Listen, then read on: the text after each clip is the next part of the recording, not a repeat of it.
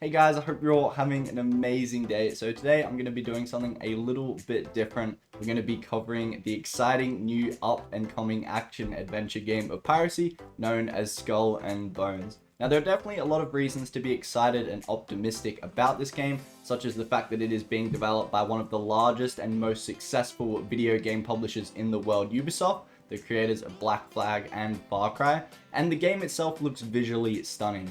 But there are also reasons to be concerned, such as the fact that almost every piece of released footage has been heavily scrutinized, whether it be gameplay footage, cinematic trailers, or simply the fact that the game was initially planned to be released in 2018. Overall, whether we think the game will succeed or fail is completely subjective, and either side could be justified. So without further ado, let's dive straight into the review.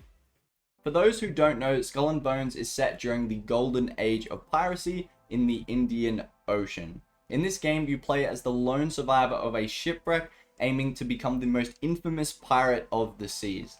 To accomplish this goal, you're able to upgrade your ship and grow your crew by fulfilling contracts and looting treasure, whether that be from AI-controlled vessels or rival players.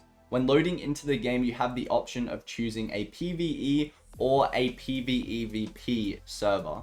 In opposition to Black Flag, majority of the gameplay takes place on your ship, with the option to leave your ship, but this brings me to my first major concern. It is highly likely that you're only going to be able to leave your ship to talk to merchants and other important NPCs, rather than engage in hand-to-hand combat on the seas, or physically strip an island of its resources.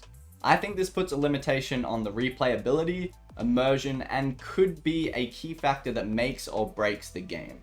This approach is a very different take on open world piracy to what we have seen previously, especially in comparison to a similar game known as Sea of Thieves, where a large portion of the gameplay is spent outside the confines of your ship. Due to the fact that majority of your time is spent aboard the ship, the developers have invested an extensive amount of time into the ship mechanics and open sea PvP. Ships can be used for several purposes, whether it be freighting passengers, goods, trade, warfare, or simply travel. Now, this is the part that gets me pumped. Ships are completely customizable both cosmetically and functionally, with multiple class types available to choose from. Each class has its own distinct weapons, abilities, and crew that is unique to that individual class. For example, the Brigantine is a 2-mast ship, providing a great amount of mobility, whereas the Frigate is a square rigged ship that is capable of carrying 44 guns, granting a great amount of firepower. One of the coolest features about this new game is that you can completely customize your ship and crew to suit your playstyle and preferences, and with 12 ships to choose from at launch, you definitely aren't short on options. Next up, we have what I am most looking forward to, which is the ship versus ship combat. Players can adjust their speed by raising or lowering the sails, as well as adapt to wind conditions that also affect the mobility of the ship. To slow down opposing ships, cannons can be fired through the enemy sails, or you could decide to target the enemy hull to allow boarding or to just sink the enemy ship.